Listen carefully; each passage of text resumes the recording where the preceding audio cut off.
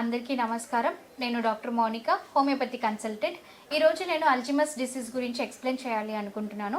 Actually Alzheimer's disease అంటే ఏంటి, అది మనకి ఏ విధంగా ఎఫెక్ట్ అవుతుంది, అండ్ దాంట్లో సిమ్టమ్స్ ఏ విధంగా ఉంటాయి, అండ్ దానికి ఎలాంటి ట్రీట్మెంట్ అవుతే కనుక మనకి క్యూర్ అనేది ఉంటుందనేది చెప్తానండి. యూజువల్గా అల్జీమర్స్ డిసీజ్ అంటే మనకి సైకలాజికల్ డిసీజ్ అండి.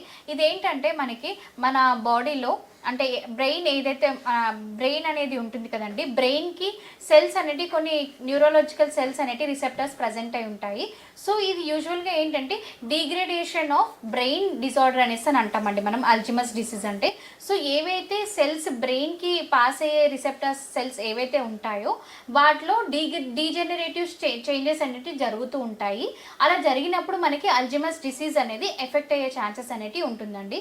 సో ఇది ఇంకొకటి ఏంటంటే మనకి యూజువల్గా మెన్స్లో అయితే కనుక 3% వరకు 3% పీపుల్ అనేవాళ్ళు ఎఫెక్ట్ అవుతుంటారు మెన్స్లో అయితే కనుక మనకి 65 to 75% వరకు ఉమెన్స్లో అయితే ఎఫెక్ట్ అనేది చూపిస్తూ ఉంటుంది. సో యూజువల్గా ఇది ఏంటంటే మనకి అల్జీమర్స్ డిసీజ్ అనేది ఓల్డ్ ఏజ్ పీపుల్ అంటే మనకి మిడిల్ ఏజ్ పీపుల్లో కానివ్వండి, లేదంటే కనుక ఓల్డ్ ఏజ్ పీపుల్ అంటే కనుక మనకి లైక్ ఎబో 85 years ఎబో ఉండే ఓల్డ్ ఏజ్ పీపుల్ ఎవరైతే ఉంటారో వాళ్ళలో ఎఫెక్ట్ అయ్యే ఛాన్సెస్ అనేవి కనిపిస్తూ ఉంటాయి మనకి. అండ్ ఇవి మనకి కాజెస్, ఇవి అల్జీమర్స్ డిసీజ్ అనేది ఇవి ఎలాంటి కాజెస్ వల్ల మనకి ఎఫెక్ట్ అవుతుందనే చెప్తానండి. న్యూరోలాజికల్ డిజార్డర్స్ అంటే మనము ఏవైనా సైకలాజికల్ డిస్టర్బెన్సెస్ సంబంధించినవి సైకలాజికల్కి సంబంధించిన మెడిసిన్స్ ఏవైనా యూజ్ చేస్తే కనుక వాటి వల్ల స్టాటిన్ అనేది తగ్గితే కనుక మనకి ఇది ఎఫెక్ట్ అయ్యే ఛాన్సెస్ అనేవి ఉంటుంది. నెక్స్ట్ వచ్చేసి మనకి ఎన్విరాన్మెంటల్ చేంజెస్ అంటే మనకి ఎన్విరాన్మెంటల్ చేంజెస్ అంటే కనుక మనకి మన బాడీలో లైక్ ఏదైనా స్ట్రెస్ కానివ్వండి, ఏదైనా సైకలాజికల్ డిస్టర్బెన్సెస్ కానివ్వండి, ఓవర్ థింకింగ్ కానివ్వండి, నెక్స్ట్ వచ్చేసి మనం స్మోకింగ్ చేస్తే కనుక అటువంటి వల్ల కూడా మనకి ఎఫెక్ట్ అయ్యే ఛాన్సెస్ అనేవి ఉంటుంది.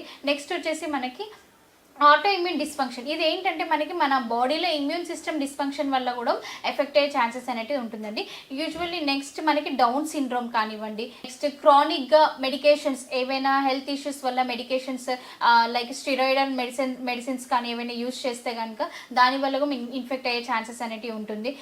ఇలాంటి కాజెస్ వల్ల మనకి ఎఫెక్ట్ అయ్యే ఛాన్సెస్ అనేవి ఉంటుందండి అల్జీమర్స్ డిసీజ్. నెక్స్ట్ వచ్చేసి మనకి సిమ్టమ్స్ ఏ విధంగా ఉంటాయి, సిమ్టమ్స్ వచ్చేసి మనకి ఫర్గాట్ఫుల్నెస్ అంటే షార్ట్ టర్మ్ మెమొరీ లాస్ అనేది ఉంటుంది. And disorientation of time and place అంటే మనకి ఎలా అంటే ఇప్పుడు మనకి ప్రొద్దునని రాత్రి అనుకోవడం, రాత్రిని ప్రొద్దున అనేసి అనుకోవడము, ఒక రోజుని ఇంకో రోజు అనేసి అనుకోవడం, లైక్ డే అండ్ టైం అనేది కరెక్ట్గా ప్రిడిక్ట్ చేయలేకపోవడము, దాన్ని మనం డిసోరియంటేషన్ ఆఫ్ డే అండ్ టైం అనేసి అని అంటామండి. నెక్స్ట్ వచ్చేసి మనకి ఇంట్లో వాళ్ళని అంటే స్కిల్లింగ్ అబ్జర్వింగ్ అనేది తగ్గిపోతుంటుంది. అంటే ఇంట్లో మనుషులను కూడా మనము గుర్తుపట్టలేకపోవడము, ఇలాంటి సిమ్టమ్స్ ఉంటాయి.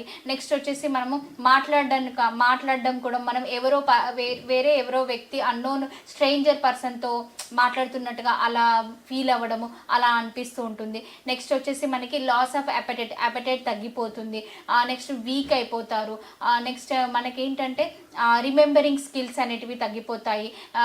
నెక్స్ట్ లాంగ్వేజ్ డిఫికల్టీస్ అనేటివి ఫేస్ చేస్తూ ఉంటాము. ఇలాంటి సిమ్టమ్స్ అనేటివి మనము ఏదైనా పని చేసినా కూడా ఆ పని గుర్తుండకపోవడము, ఇప్పుడు ఎగ్జాంపుల్ మనం అన్నం తిన్నా కూడా తినలేదని అనేసి అనుకొని మళ్ళీ అన్నం తినాలి అని అడగడం కానివ్వండి, లైక్ మెడిసిన్స్ వేసుకున్నా కూడా మనం వేసుకోలేదనేసి అని అలా మర్చిపోయి మళ్ళీ మెడిసిన్స్ రిపీటెడ్ వేసుకోవడం కానివ్వండి, ఇలాంటి సిమ్టమ్స్ అనేటివి మనకి కనిపిస్తూ ఉంటాయి. సో దీన్ని మనం అల్జీమర్స్ డిసీజ్లో సిమ్టమ్స్ అనేటివి చూస్తూ ఉంటాం. నెక్స్ట్ సో ఇలాంటి అల్జీమర్స్ డిసీజ్ ఏదైతే ఉంటుందో దానికి హోమియోపతిలో మనకి ట్రీట్మెంట్ అనేది అవైలబుల్గా ఉందండి. సో మీరు ఏంటంటే హోమియోలో ట్రీట్మెంట్ అనేది తీసుకోవచ్చు. మనకి ఏంటంటే ఇది సైకలాజికల్గా మనం అన్ని కన్సిడర్ చేసుకొని హోమియోలో మెడిసిన్స్ అనేటివి ఇస్తూ ఉంటాము.